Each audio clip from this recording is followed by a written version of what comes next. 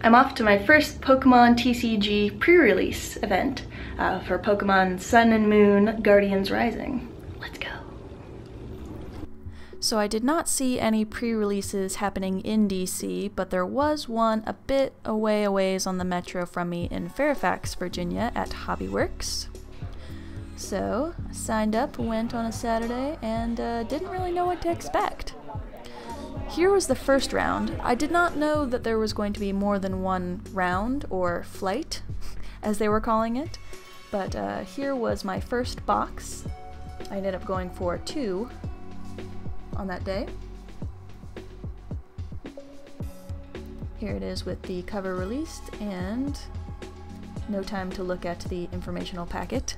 Let's see what promo I got. Alolan Sandslash. Very cool looking. So this pre-release deck base, I guess you could call it, there's like 22 cards in based around water and normal and I believe psychic type, or no, fighting type, with some random Pokemon thrown in and trainers, so you actually have a chance of making a deck. It's only 40 cards and 4 prizes, so with this little starter bundle and 4 booster packs, you're expected to create a semi-workable deck in, I think they gave us like 15-20 minutes. So going ahead and opening the booster packs and hoping for some good cards, but as you will see, yeah, the luck was not on my side. If you want to see some more detailed lookovers of these cards or reviews of these cards, I am doing an ASMR version where we look at each of these cards in the pack, in the packs more in depth. But as you're seeing, we're not getting even holo cards. So yeah, hopefully with the code cards that I'm showing you guys have some better ones on the online version. Now these code cards aren't redeemable until I think at least May 5th, when the actual cards are available for purchase and not just the pre-release. So hold on to some of those code cards and then get ready to use them as soon as they go live online. So you can kind of see the strength of cards I'm working with, unfortunately. And so we did get a reverse holo rare there, I believe, but all around me people were shouting like, I got a ultra rare, I got a full art. Some people got like secret rares and stuff, and I'm just sitting there like, yep, yeah. There's maybe a couple of cards that I can add to the freebie starting deck, or however you want to call it. Yeah, the luck was not on my side in this box. Also, I usually like to go into a new Pokemon card series blind. Like, I haven't looked at the set list, I got no clue what's gonna be in there or like what the good cards are. And there already have been a couple pre-releases of this series. So a lot of people had shown up already knowing what cards were good. They've even sometimes played them themselves. There was like one pre-release actually in Virginia like the previous day that some of the people had gone to. Yeah, not the smartest on my part when I'm expected to then create a deck out of all these cards, having seen them for about 15 minutes. Yeah, But it was a cool experience, I'll say. Our first box was $30, and then I didn't know at the time, but about partway into the first round of the tournament, they announced that they were going to be doing a second flight, where you had the option of, if you had already paid for the first box, you could go for a second round for $25. So of course I jumped on that because I was a little disappointed with these pulls, wouldn't you be? So here I am with my Diancie coin, ready to lose 3 in a row. Yep, I lost my first 3 matches. Didn't really get much filming in the way of this because I didn't want to interrupt the game, but yeah, lost 3 in a row. We did get 2 constellation packs at the end. If you won some of the tournament packs, or some of the tournament matches, you got some bonus packs in addition to these two that were guaranteed at the end. So that was nice.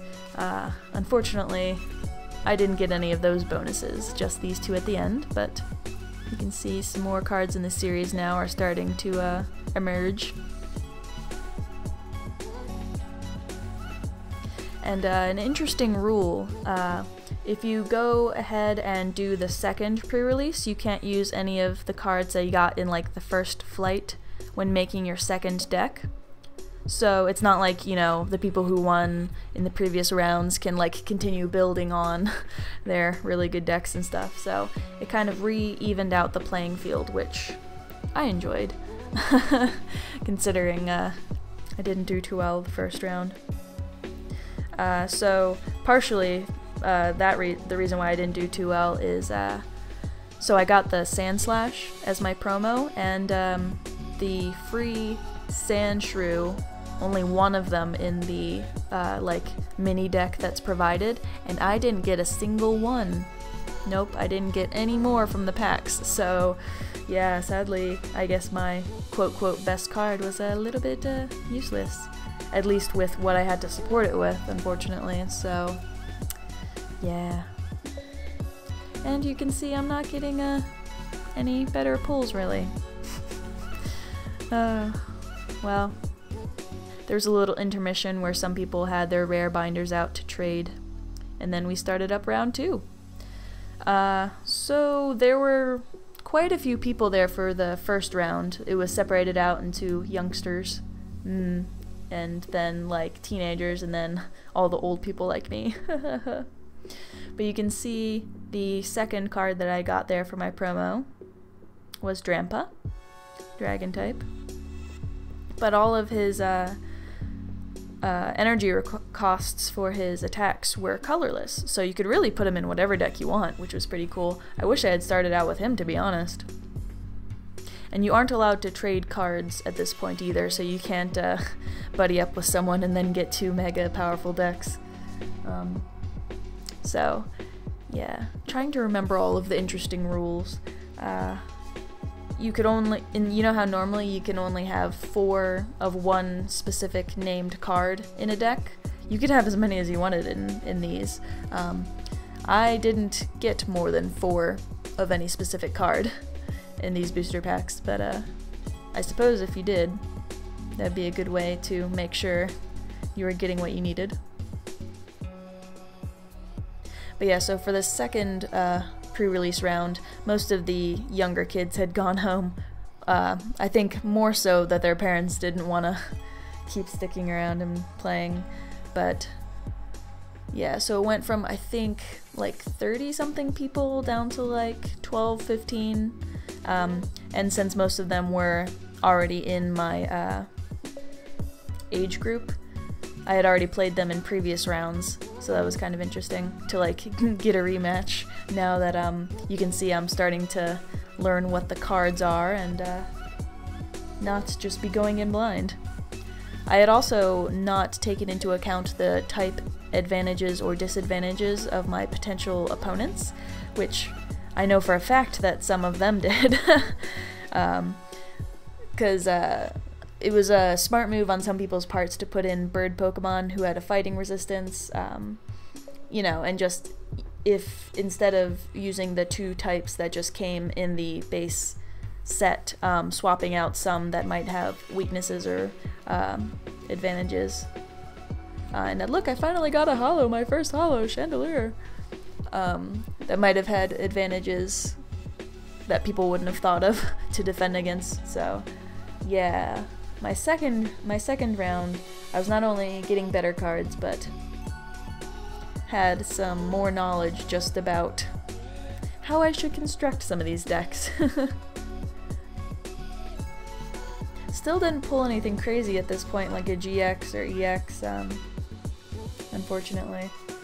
And I didn't end up playing the Chandelier, but at least made me feel better that I finally got a holo after, what was that, like 10 packs or something crazy?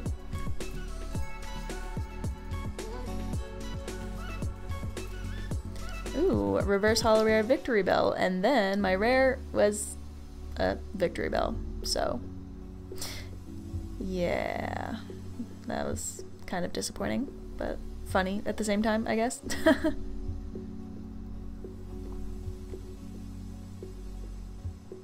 My strategy, I guess, in this round was to immediately get rid of anything that wasn't going to be playable, and then just focus in on what I could use. I was also focused on cards that weren't necessarily the quote-quote right type for the deck, but had moves that could be used, like abilities or colorless attacks, you know, so you could put in like any Pokemon type as long as, you know, you had the whatever energy, really. So I think I ended up putting in Oricorio for the energy draw ability, and Alolan Vulpix for the card searching ability, and she had an attack that was 2 colorless energy for I think like 30 damage. So yeah, I was starting to get smarter about how I was constructing these decks, since I only needed it to get me through the short term. So you can see my Roaring Skies cover there, and DNC coin again. And yeah, I ended up winning 2 out of the 3 matches, and my 3rd match was pretty close, so woohoo! I ended up going with a dark and fighting primarily deck, with, as you can see, some of the other cards in there that I was talking about. So this time, instead of winning to get bonus packs, you were just guaranteed 3 at the end, so it was kind of a more relaxed play. But I mean, everybody still wanted to win, and I don't want to discount my wins saying that people were more relaxed.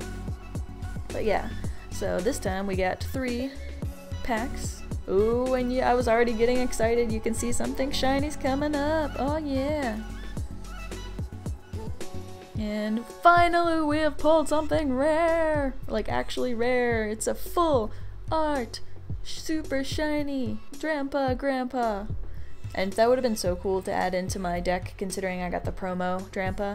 I mean, like, basic Pokemon and all those crazy moves, and colorless, or essentially colorless. I mean, he's dragon type, but like, colorless attacks. Ugh, that would have been like really perfect if I had had him in that deck, but that's okay. Still won 2 out of 3 without it.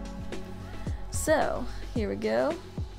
2 more packs and 2 more chances for something good. I think most people ended up getting like 1, maybe 2 GXs or full arts.